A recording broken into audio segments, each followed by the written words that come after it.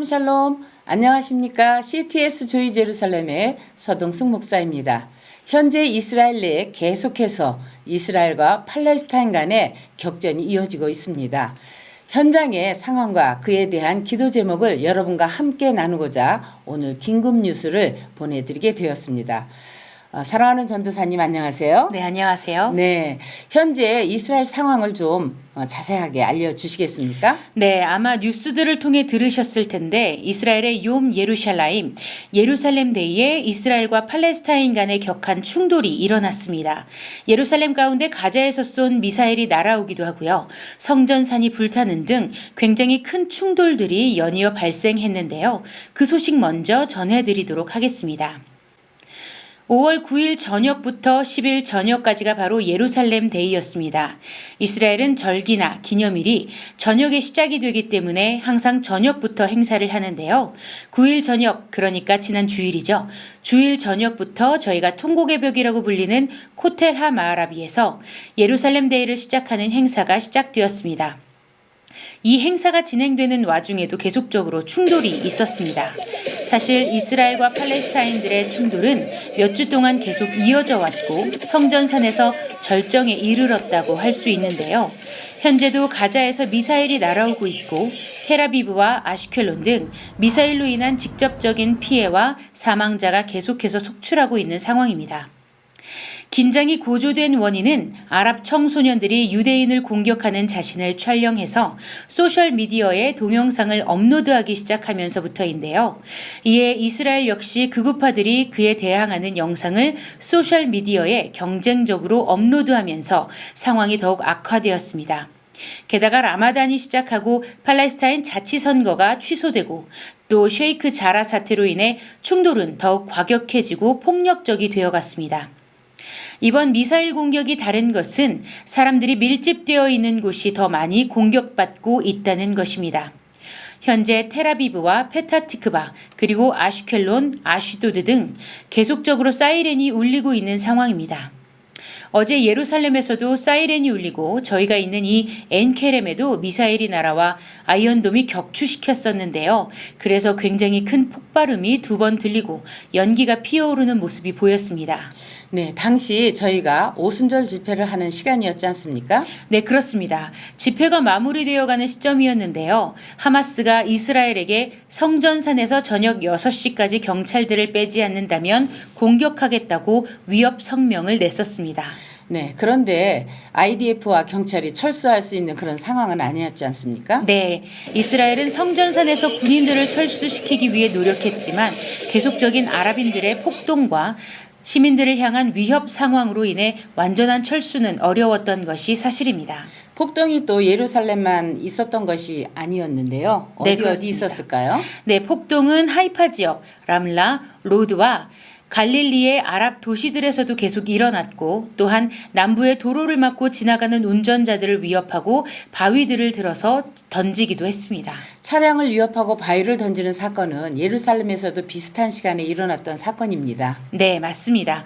예루살렘에서도 일어난 사건인데요. 예루살렘 구시가지 밖에서 운전하던 차를 향해 바위를 던진 아랍인들에 의해 차가 통제를 잃고 전복이 되었습니다.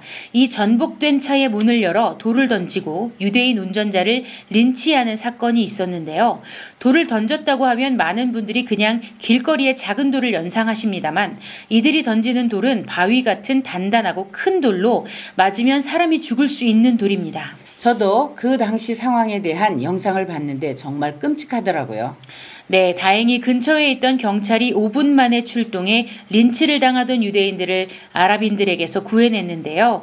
린치 당하던 유대인들은 덕분에 위협에서 벗어날 수 있었습니다. 그런데 이 뉴스를 세계 언론들은 다르게 다루고 있다는 사실을 아십니까? 네, 저도 정말 황당했는데 세계 언론들은 아랍인 무리가 이스라엘 차에 돌을 던지고 유대인 거주자를 때리며 차를 전복시키는 사건은 언급하지 않고 운전자가 돌을 던지는 팔레스타인 시위대에게 차를 몰아 쳤다고 보도했습니다. 마치 이스라엘의 잘못인 듯 보도하고 있네요. 네, 맞습니다. 현재 벌어지는 상황들 역시 가자에서 하마스와 지하드가 로켓으로 공격하고 있다는 사실은 보도하지 않은 채 이스라엘이 가자 지구에 합격을 하고 있다고 보도하고 있습니다. 그러면 이스라엘 정부는 이런 상황들에 대해서 어떻게 대응하고 있나요?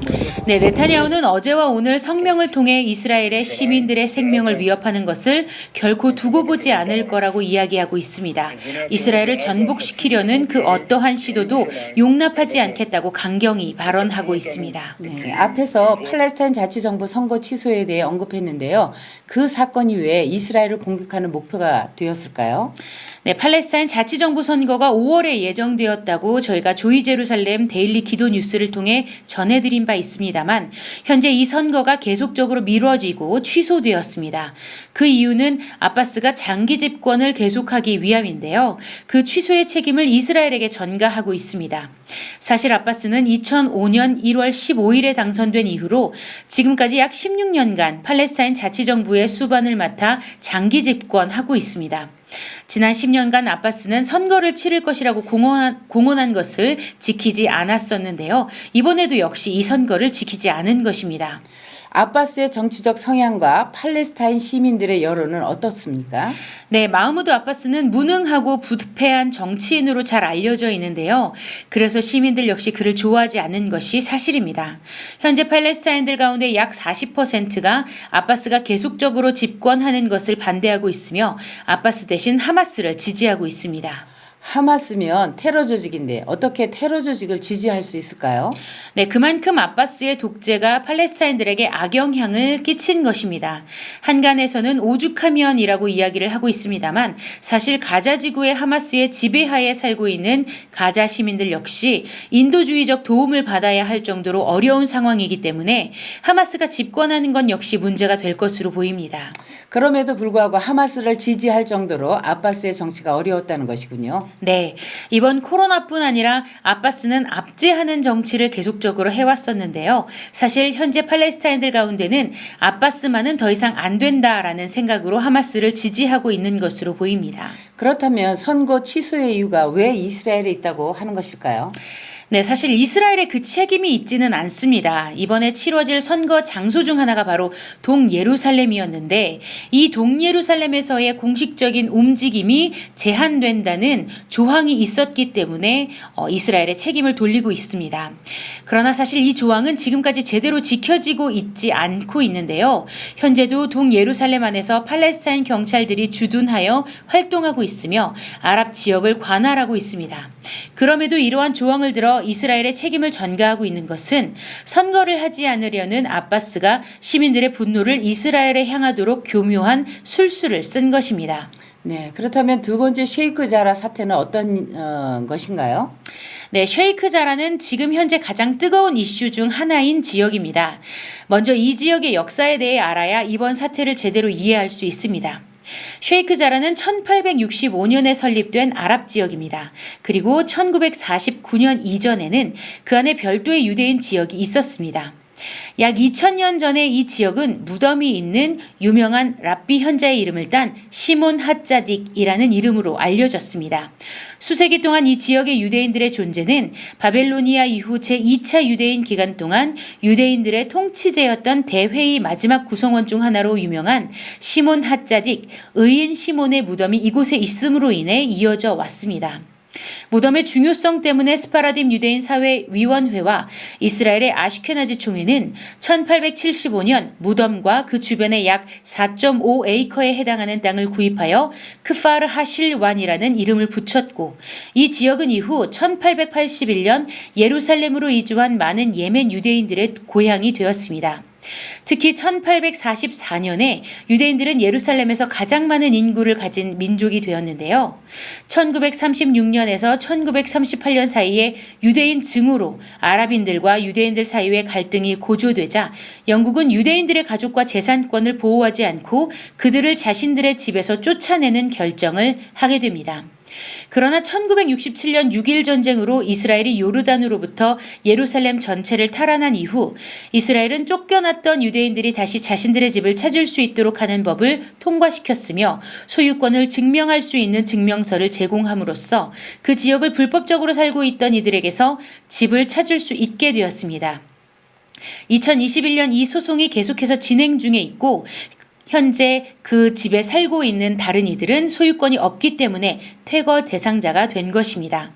법원은 지난주 이들 주택이 합법적인 소유자에게서 반환되어야 하고 여름이 끝날 때까지 다른 네 채의 주택 역시 합법적인 소유자에게 반환되어야 한다고 결정했습니다. 또한 현재 이 주택에 살고 있는 이들은 임대료나 세금을 지불하지 않고 소유권 역시 없는 상태로 거주하고 있는 것이기 때문에 퇴거 결정을 한 것입니다. 이것이 쉐이크 자라 지역 사태의 핵심입니다. 그렇군요. 그런데 이스라엘이 계속 비난을 받는 이유가 무엇일까요? 실질적으로 이스라엘이 강제로 퇴거시키는 것이니 비난받아야 한다고 하는 이들이 있는데요.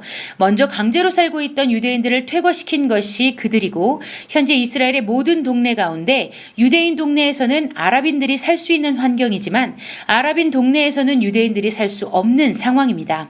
이는 아랍인들이 살고 있는 마을에서는 유대인들을 공격하고 테러하기 때문인데요. 실제적으로 아랍인 동네에 들어가면 유대인은 들어오면 죽인다라는 문구가 쓰여 있기도 합니다.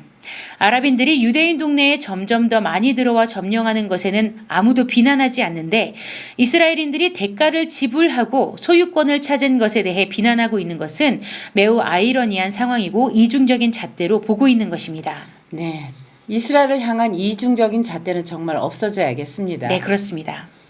저희가 이 뉴스를 준비하는 동안 제가 하나의 영상을 받았는데 이 영상이 얼마나 거짓 미디어를 통해 그들이 선동을 일삼는지를 보여주고 있습니다. 네, 화면으로 영상을 보고 계실 텐데요. 사실 이러한 장면은 지난 제닌 사건에서도 동일하게 연출된 바 있습니다. 사람들이 들것에 죽은 것으로 보이는 이를 들고 이동하는데 구급차의 소리가 들리자 들것을 놓고 다 도망을 가고 그런데 그 들것에서 죽은 줄 알았던 이가 살아서 나오는 어처구니 없는 영상인데요. 이와 같이 똑같은 영상을 통해서 이스라엘을 비난하도록 한 것이 바로 제닌 사건의 영상이었습니다. 당시 영상에서도 사람들이 들것에 죽은 이를 들고 이동하는 모습이 보이는데 들것을 들고 있던 이들이 서로 걸음이 맞지 않았는지 들것이 흔들거리다가 뒤집어져서 그 안에 있던 시체가 떨어졌습니다. 그런데 잠시 후 그 떨어진 시체가 멀쩡히 일어나 걸어서 다시 들것으로 들어가 눕더니 시체처럼 천을 덮더라고요. 그러자 다시 사람들이 그 들것을 가지고 이동을 하는데 한 번 더 뒤집어지고 같은 상황이 이어집니다. 완전한 거짓이네요. 네, 그렇습니다. 완전한 거짓 연출 영상이었는데요. 이뿐 아니라 사실 팔레스타인 미디어를 통해 나오는 많은 영상들이 이런 식으로 연출되어 조작된 거짓 영상입니다. 그럼에도 불구하고 그 영상에 유럽도 동참하고 있고 그 영상들이나 거짓된 뉴스들을 통해서 이스라엘을 비난하고 있는 것이죠. 네, 정말 들을수록 어처구니가 없는 현실이네요. 그럼 이러한 이스라엘과 팔레스타인 상황에 대해서 우리가 어떻게 기도하면 될까요? 네, 먼저는 거짓된 미디어를 통해 선동되는 이들이 없도록 기도해 주시고 진실이 무엇인지를 올바로 분별하여 잘못된 분노의 상황이 바로잡아질 수 있도록 기도해 주십시오. 또 아랍인들 가운데 그리고 이스라엘 가운데 긴장된 모든 상황들을 주께서 다스려 주시도록 기도해 주시고 그 어느 때보다도 주님의 보호하심을 위해 기도해야 할 때입니다.